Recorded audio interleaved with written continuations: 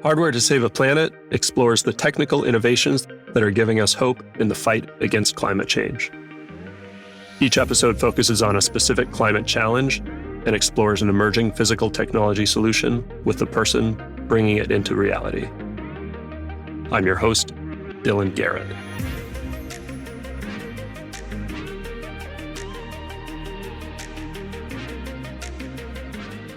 Hello and welcome to Hardware to Save a Planet. Our guest today is Kim Baker, Senior Director of Innovation at Elemental Accelerator. Elemental Accelerator is a nonprofit that invests in companies at the intersection of climate and social justice. Having an investor as a guest is an exciting first for me. Investors are such a critical part of the ecosystem, enabling innovations we talk about so often on the show. I'm really impressed by what I've learned about Elemental Accelerator specifically. Their portfolio includes many of the climate companies I've been learning are behind some of the most impactful innovations.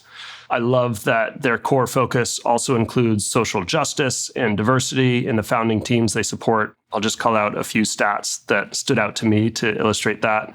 51% of their portfolio companies are predominantly led by people from traditionally excluded groups. 45% are serving frontline communities, and 57% are working with community-based partners. Their performance proves that this isn't just do-gooderism. They've awarded $65 million or so to their startups, which have gone on to raise $7 billion in follow-on funding for climate tech deployments. So their strategy is working, and it's having a big impact. As I said, Kim is a Senior Director of Innovation at Elemental. We'll learn more about what that means, but just to introduce her quickly, while she has a broad perspective on climate change, she has also built depth and expertise through her career in addressing the water crisis in various ways. She has experience with hardware to address the water challenge, going at least as far back as a project in college where she led a team designing a water pump in Niger, Africa. Wow, you went way back. I dug deep, but I think it's cool. And hopefully you can tell us a little bit about it. Kim, it's an honor to have you on the show. Thanks for joining. Yeah, thank you for having me. What a wonderful introduction. And I love first. I'm here for the first time for everything approach. So thank you so much. Making Hardware to Save a Planet history. Yes, I love it. I love it. That's what we're all about. Finding new avenues for conversation and deployment of technology, right? So I'll fill in the gaps a little bit. Elemental originally started as Energy Accelerator to help Hawaii meet its renewable energy goal.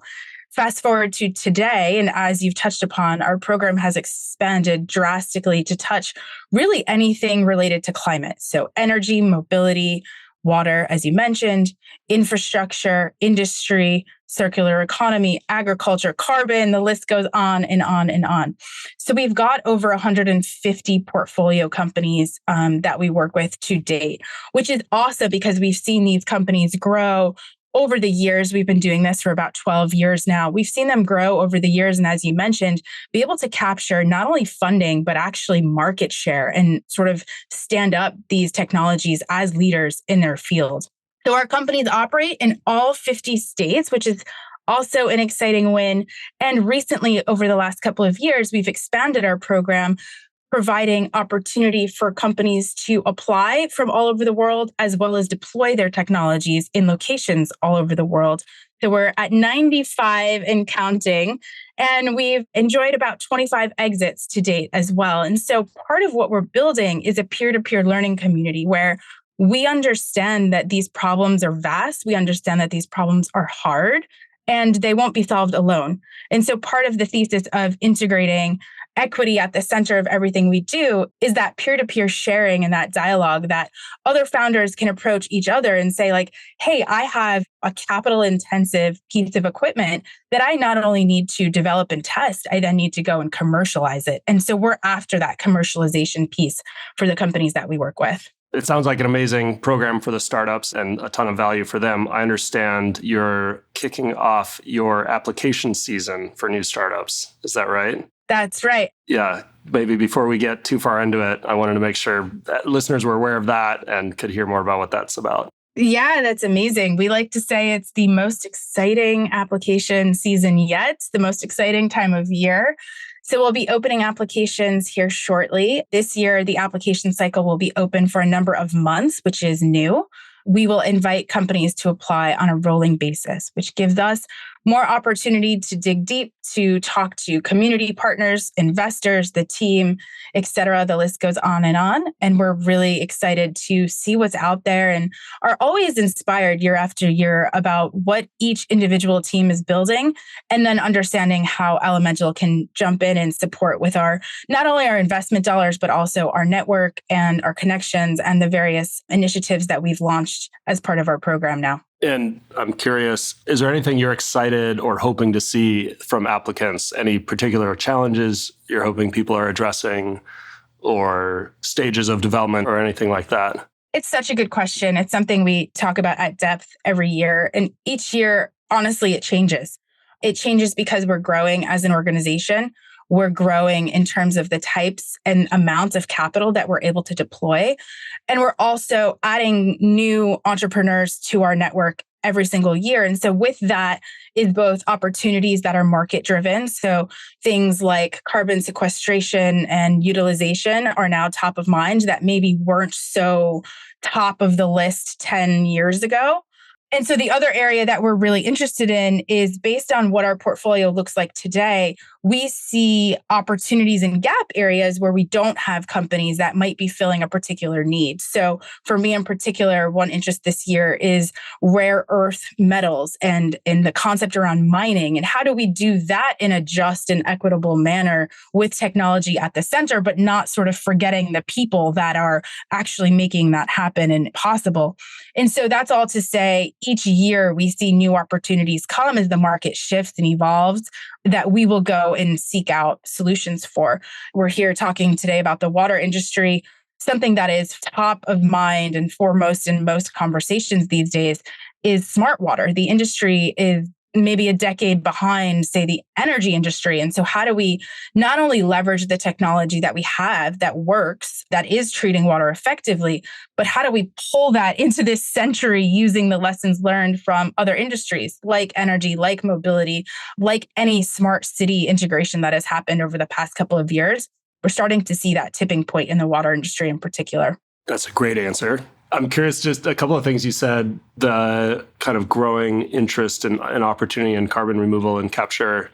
Is that driven by, I see a few factors as I talk to people. There's the voluntary market for carbon offsets is growing pretty dramatically. There's all this kind of VC funding towards those types of companies that's just, I guess, building that ecosystem. And then like the government funding from the IRA, there's a ton of money going into that space. Are those kind of the factors you're looking at, or is there something else that's really driving growth in that space? Yeah, that's absolutely it. I'd say the other piece of it that comes a little bit across our desks is the technology readiness factor. Because we are a later stage accelerator and program and investor, we like to see companies that at a very minimum have a working prototype so that they're ready to go out and have customer conversations. At the very earliest, they can do market intelligence research to sort of incubate their business strategy and actually go out and then flip and test that model. When we invest, we're looking for that 10x scale of growth.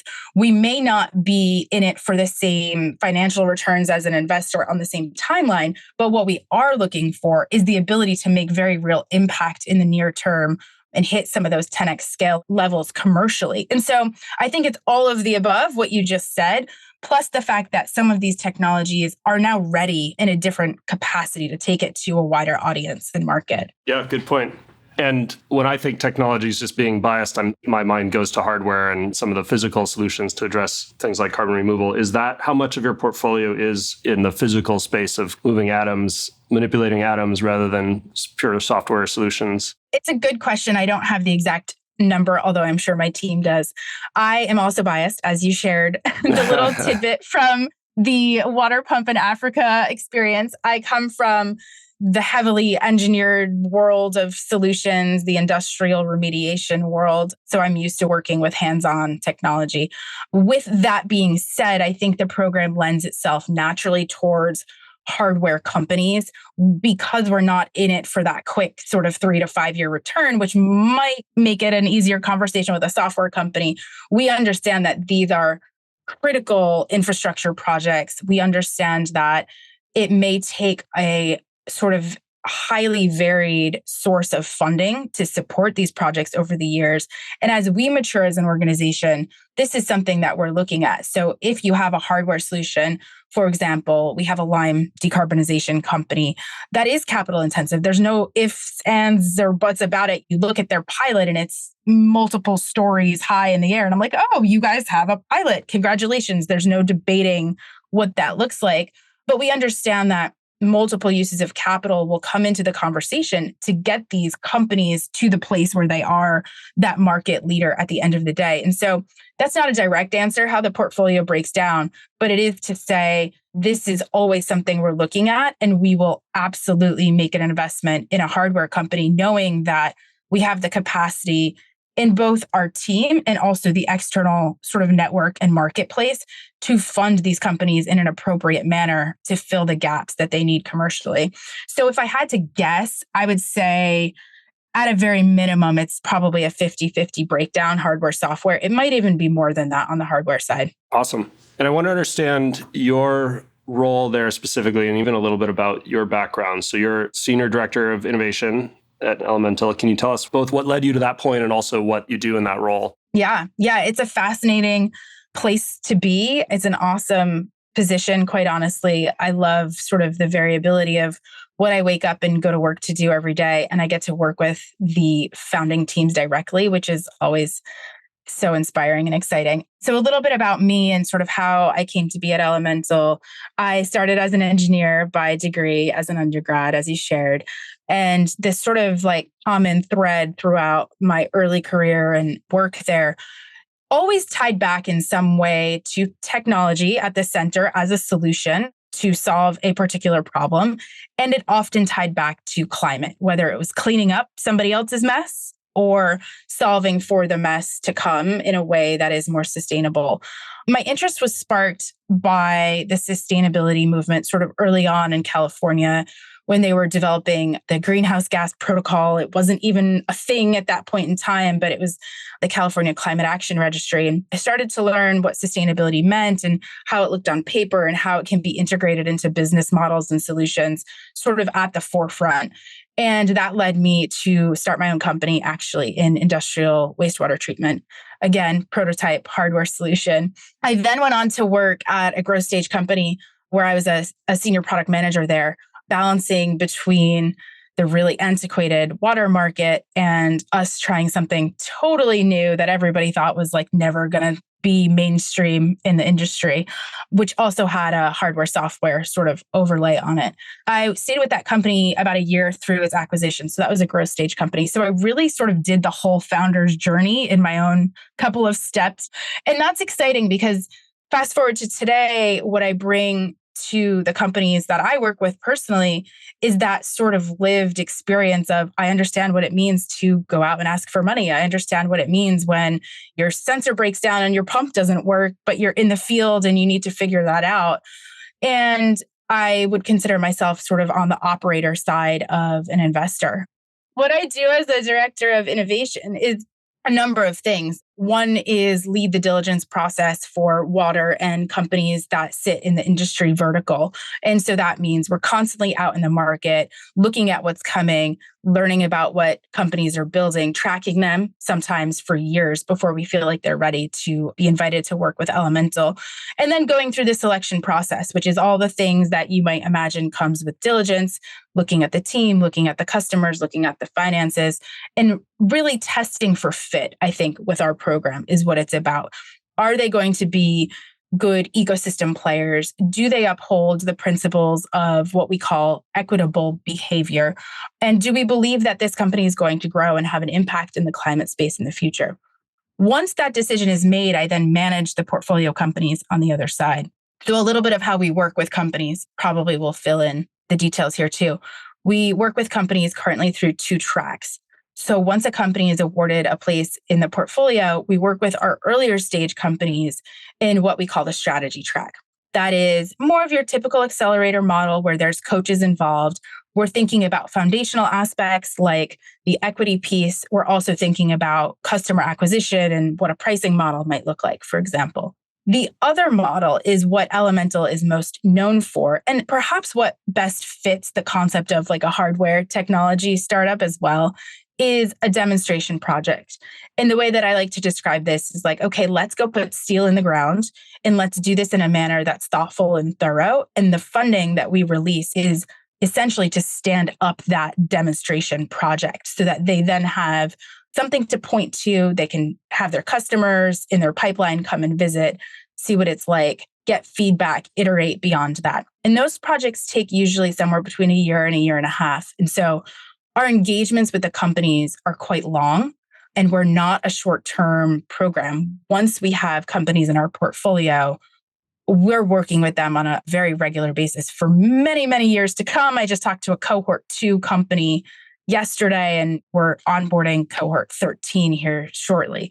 So we are coaches and strategists and sometimes board observers for the portfolio. And that's a lot of what takes my day-to-day time as well. So I never really understood that. So you're funding these demonstration projects. You're taking companies who have a working prototype, typically. So that's at least on that second track you just described.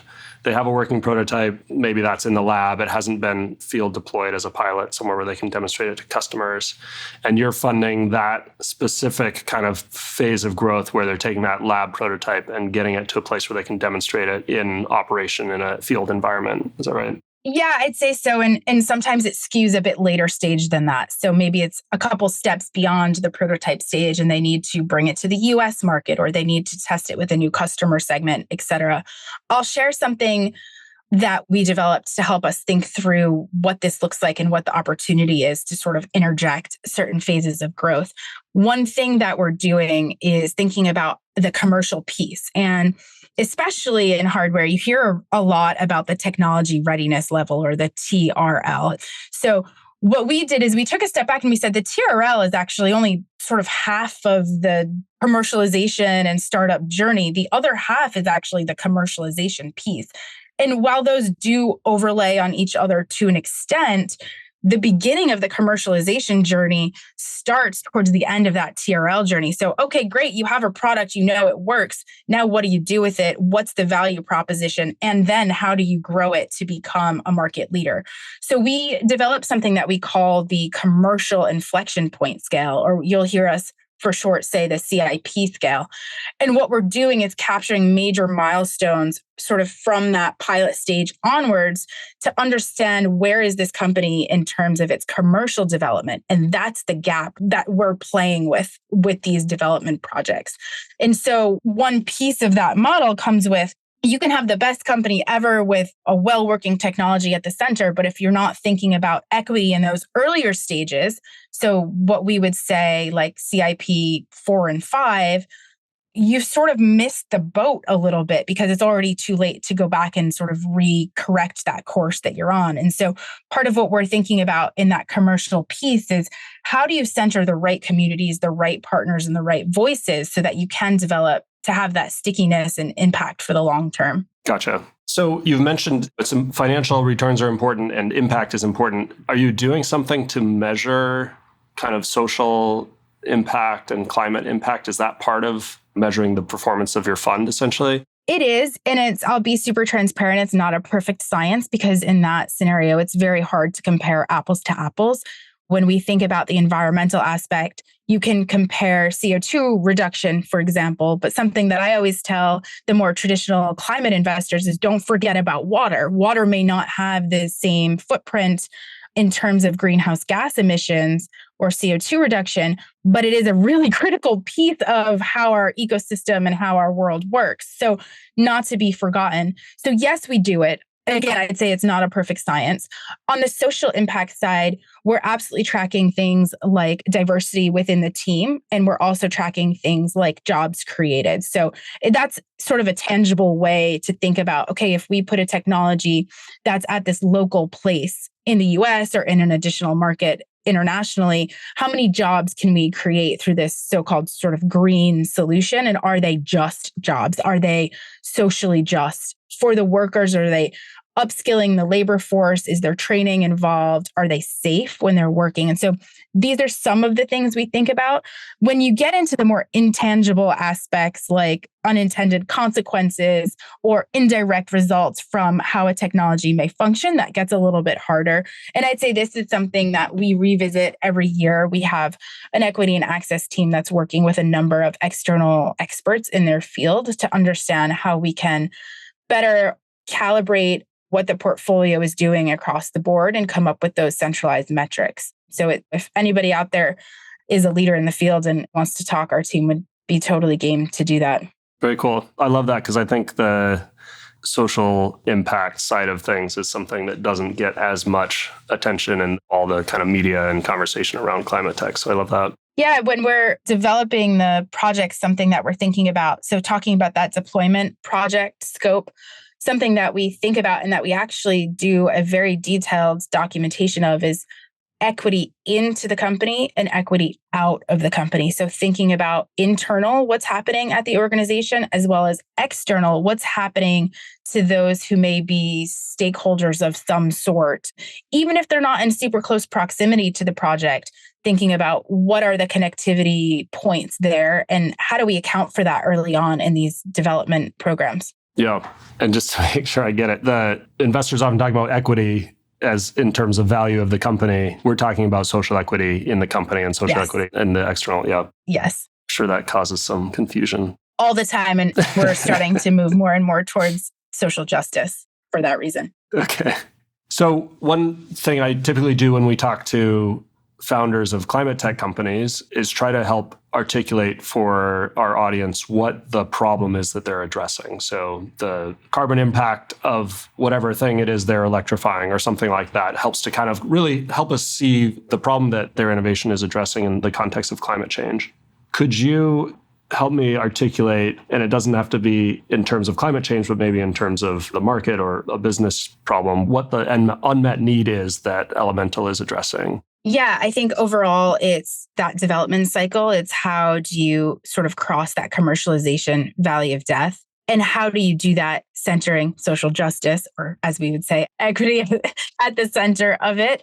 And one very tangible model that I'm happy to share and that you can find information on our website about is the Square partnerships model. And so I have a preschooler, so everything needs to be super simple and crystal clear. And so that's exactly what we did. We often show the literal square and we say, who's at the table? Who is part of this development project? And the people that would sort of fill out that square at the four corners would be Elemental as the funding agent. They would be the startup or the growth stage company as the provider of the technology. They would be the customer. And the reason for that is we don't want to invest in a vacuum. It's absolutely imperative that we're solving a real problem and that there is very real customer pull out there in the market. And then the fourth corner becomes the community. Because we're doing these projects on a place-based approach, a localized approach, we want to make sure that there's a community partner centered in that equation as well as the fourth corner of the square. Again, so that we don't get so many steps down the line and then we say, uh-oh, we didn't consider them 10 years ago and now they've been forgotten. And actually, what they care about is not the land use, but it's the air emissions that might come. Or maybe it's not the air emissions, maybe it's the wastewater effluent that comes from a particular project.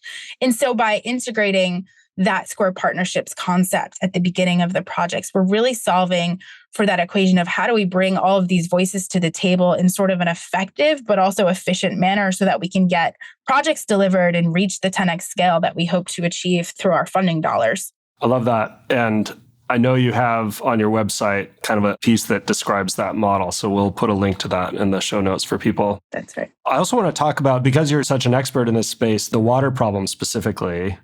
And I know you have some particular focus there in Elemental and your background.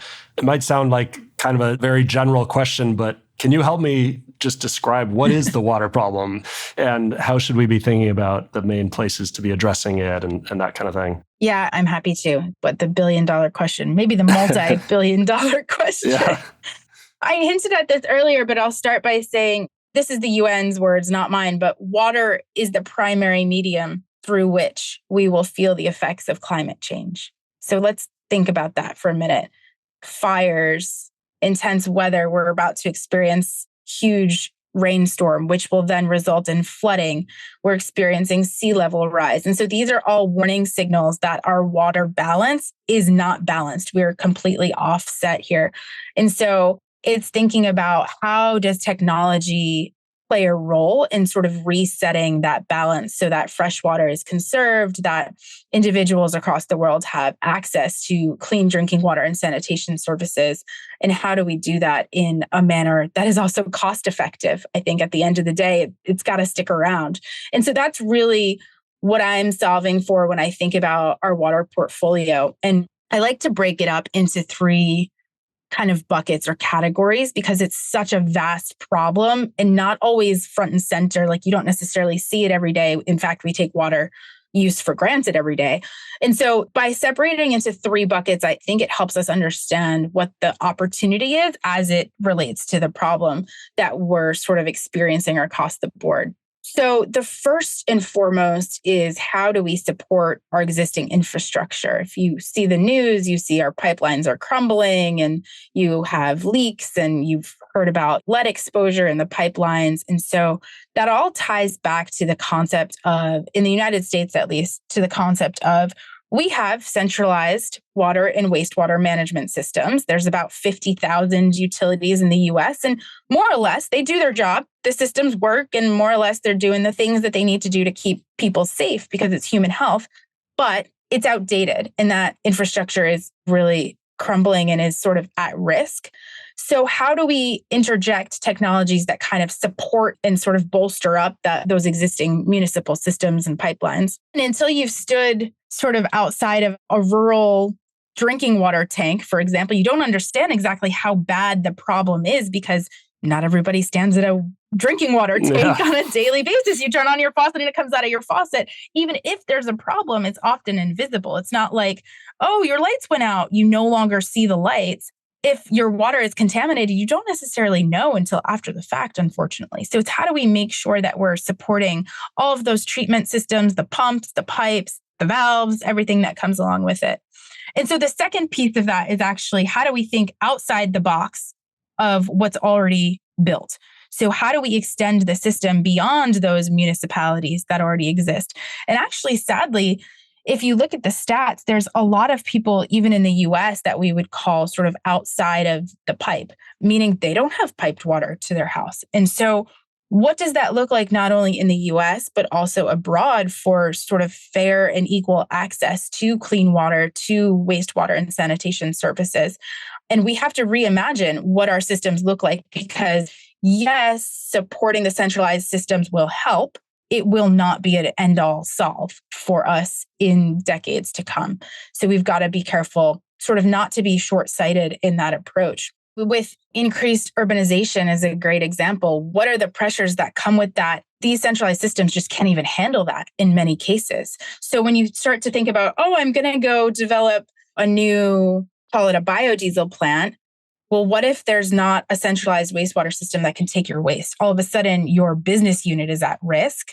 And then that ties to the person as well. So it's both the individual level and sort of the industry level that's at risk there. Okay. What's the third? Yeah, on a positive note is how do we then rebuild that foundation? So how do we integrate technologies that either restructure the system or are some kind of critical unlock for some of the problems that we face today?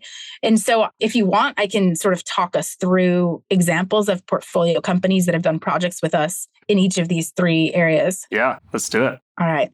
So let's see if you'll still be with me at the end of this. So the first one that we talked about is how do you support the existing system? So that's that centralized system, sort of think municipalities or utilities that are treating everybody's water and wastewater. And so one company that we're working with on a deployment project through the Square partnership model is Sentry. And it's amazing. It's this sensor that you integrate into existing wastewater facilities that acts as a diagnostic tool to help the operators understand what's actually happening in the system so they're not flying blind. The reason why that's important is because treating wastewater is about 20% of municipalities' electric costs, which is big dollars and big emissions. And the reason for that is they have to sort of always operate, let's call it at 100, because if they dial it down, they don't know what's coming into the system. And if they're not planning for worst case scenario, a whole system upset could be detrimental to a community.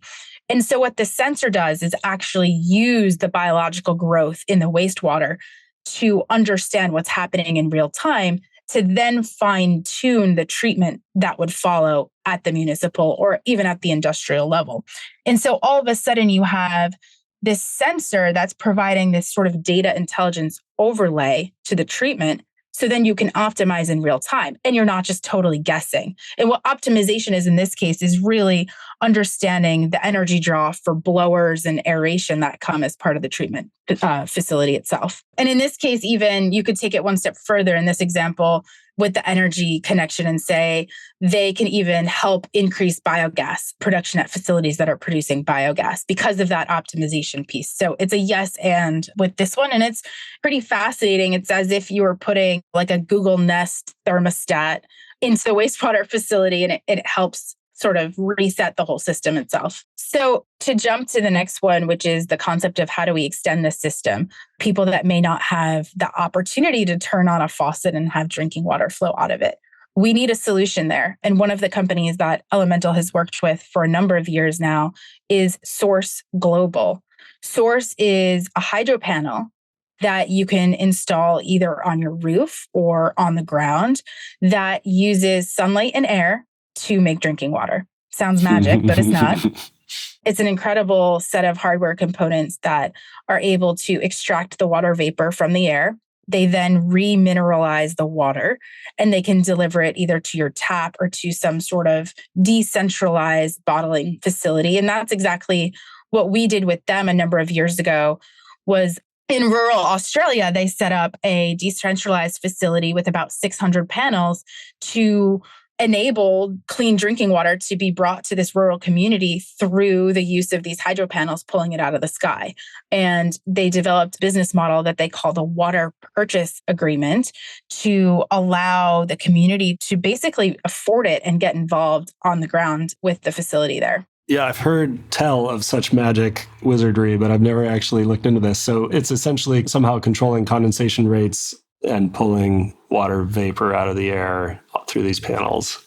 Interesting. Yep. It's not magic. I've drank the water. It's real. Yeah. It's real. They're installed all over the world. They're, I think, in maybe 50 to 60 countries globally at this point. And we're seeing that happen in rural areas here in the US, again, that may not have that piped water supply. We're seeing it happen overseas and the concept of island nations in the Middle East, et cetera, who just don't have that same access to water that we do. Sweet. Okay. What about the third one? All right. So with new foundations come unknowns. And that's what this third company is solving, which is the concept of emerging contaminants. That is a buzzword in the water industry. Emerging contaminants means a lot of things, and it's sort of a catch-all for things that we have put into our water through industrialization. So PFAS is a big one that people are now talking about, comes from Teflon on pans. It's now in our drinking water. There's tests that are being done. Basically, it's in every single one of our bodies, and we don't know.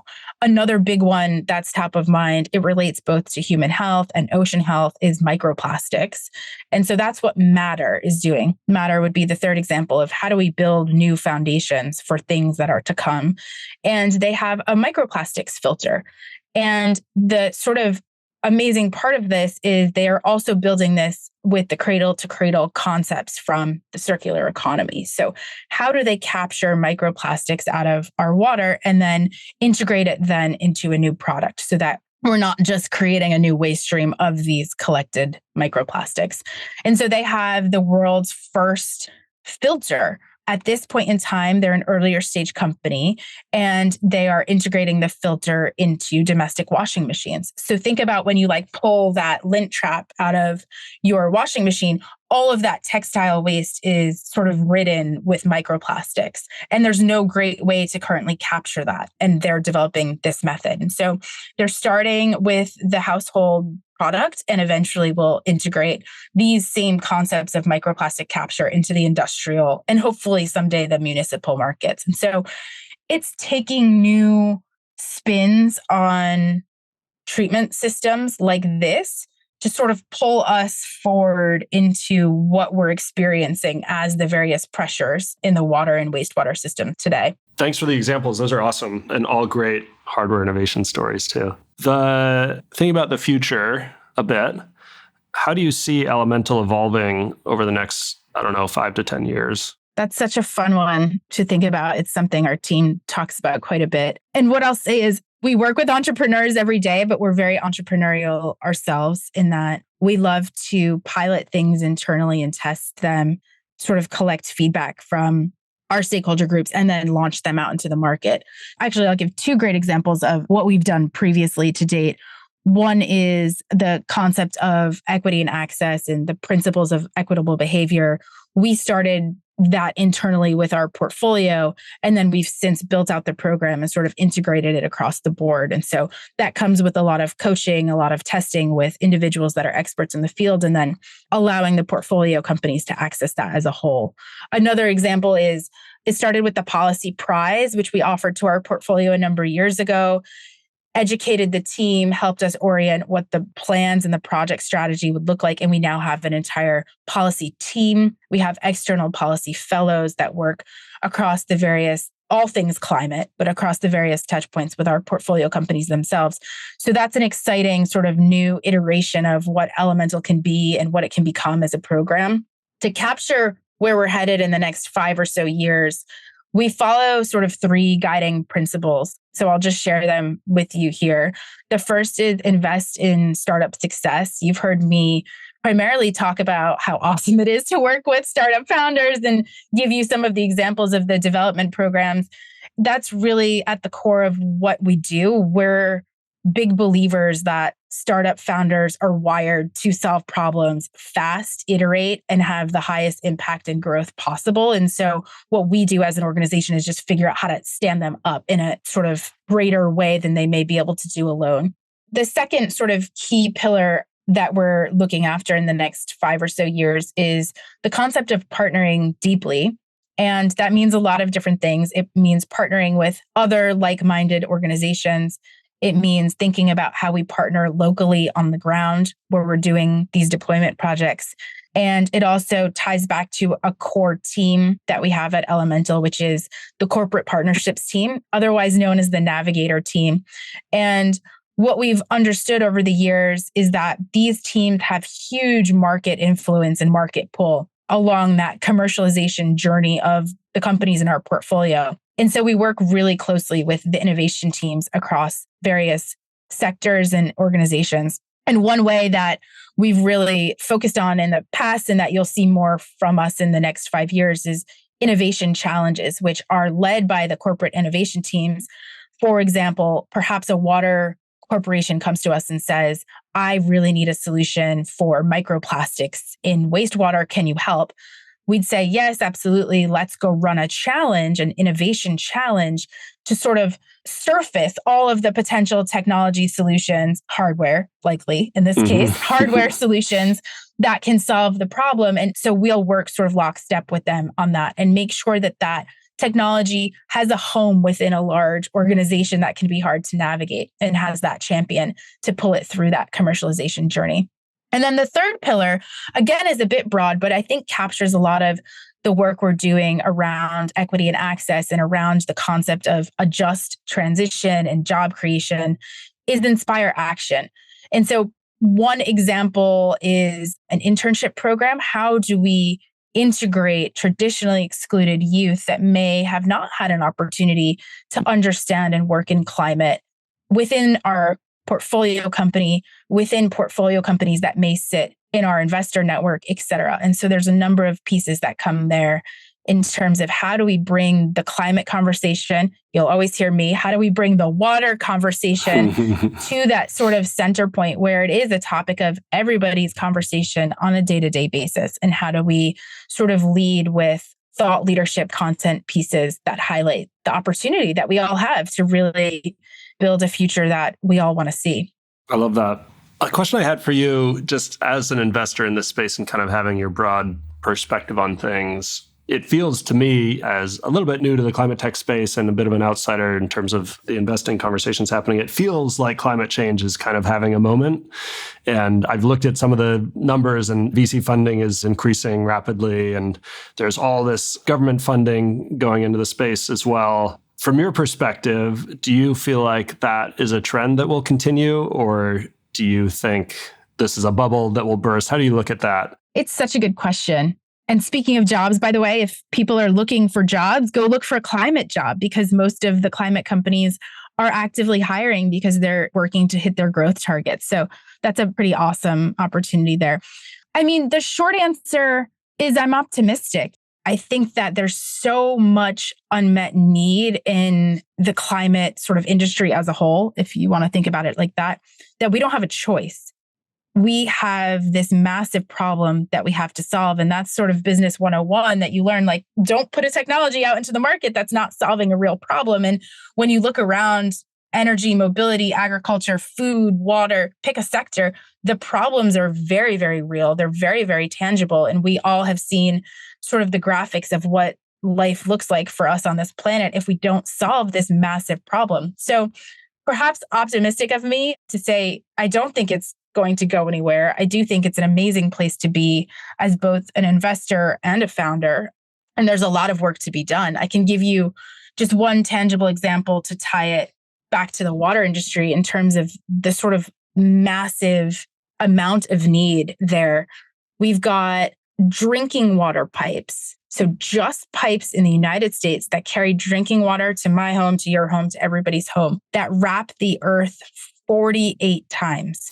So like picture that, 48 times of pipe laid under the ground with concrete and everything else, utilities on top of it, and 50% or more of that is failing. Wow. So think about that in terms of like a very tangible need. This is a problem that we have to solve. People will be harmed and the water will not be flowing out of your tap. And so that's just one example from the water industry. We can give dozens and dozens of examples across each industry vertical that we work within, sort of in general in climate. But I think that paints the picture of we're really solving an unmet need. And for that reason, I think this is here to stay. We're not going anywhere. The investors are not going anywhere, I hope, because we need them.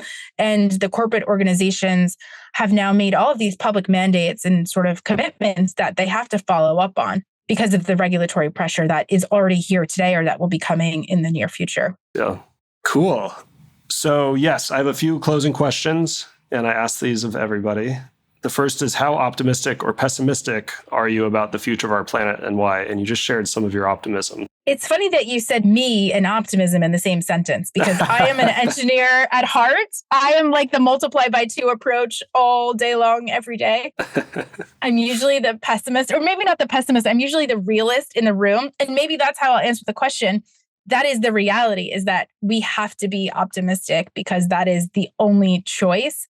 Why? I mean, I have 2 small children. I have to believe that the world is full of good people that are looking to provide not only climate and clean tech solutions so that we can exist in a habitable space, but also in a manner where there is social justice brought to the table, where there is equal opportunity for our children. And that's a lot of what drives me on a day-to-day basis. I love that. I relate to that personally too. I'm sure. Yeah. Who is one other company or person doing something to address climate change that's inspiring you? I'm going to cheat here. I hope that's allowed. And I'm going to say it's not just one, but every year we get somewhere around 500 or so companies that apply to our program. It's a highly competitive process to work with us. And that is not to go forgotten or unnoticed. When we read through the applications and as we start to meet the various teams around the world that are building solutions that are their passion projects, and perhaps they've dedicated their life to these solutions, it's super inspiring and it makes us want to come to work as an organization and figure out how we can do more, how we can be the long-term partners, how we can build all the bridges they possibly need to have success stories. And so I would say it's really the collection of all of those entrepreneurs doing all of the various things in their corners of the world that are experts in their field. It's pretty awesome. And it's the story that I hope everybody gets to tell in the future. Nice. What advice do you have for someone who isn't working in climate tech today, but wants to do something to help? This is a really good question. It's one that I think my response goes really local, which is climate can be this big, scary thing. It can also be sort of doom and gloom. And so how do we simplify that conversation? I mentioned the internship program earlier. How do you bring people into the conversation who might not be already without that scary overlay or without that super technical, complicated overlay of what is climate change? And so my answer for this is start really local. Does it mean recognizing when your sewer drain is clogged because you've got debris and branches and you've just had a lot of rain? Understand what that means. Like if it were to flow into the ocean and overflow that waste and that sewage into the ocean, maybe it means going to like your local community council meeting and understanding what are the environmental impacts and concerns that are happening for my neighborhood or maybe a neighborhood that's less fortunate than the one that you live in. And so really like overly simplify and go super, super hyper local to start learning about things that not only you're passionate about, that you care about, but that also impact your everyday life or someone that is maybe close to you in your world and expand from there. I like that. It makes it approachable, not quite as scary, and also kind of, more tangible for yourself and your community. Yeah. And don't be afraid to ask questions. That's how people learn. And I know this can seem like super technical stuff, but the more questions you ask, the more you learn and the less scary it is over time. Well, Kim, that was really fun. I've learned a lot. I'm really impressed by what Elemental is doing. I wish I had a company to apply with because it sounds like an awesome program and it would be a huge benefit to be able to work with you. I also have a lot of respect for your track record in climate and everything you've done to support the space. So anyway, thank you for your time today. Appreciate it. Yeah, likewise. Many thanks. And maybe we'll get some of the companies that have hardware solutions onto your show soon. I would love it. Let's do it. Thank you. All right. Sounds good. Hardware to Save a Planet is brought to you by Synapse. To find out more about us and how we develop hardware solutions for the world's most ambitious companies, head to synapse.com. And then make sure to search for Hardware to Save a Planet in Apple Podcasts, Spotify, and Google Podcasts, or anywhere you like to listen. Make sure to click subscribe so you don't miss any future episodes.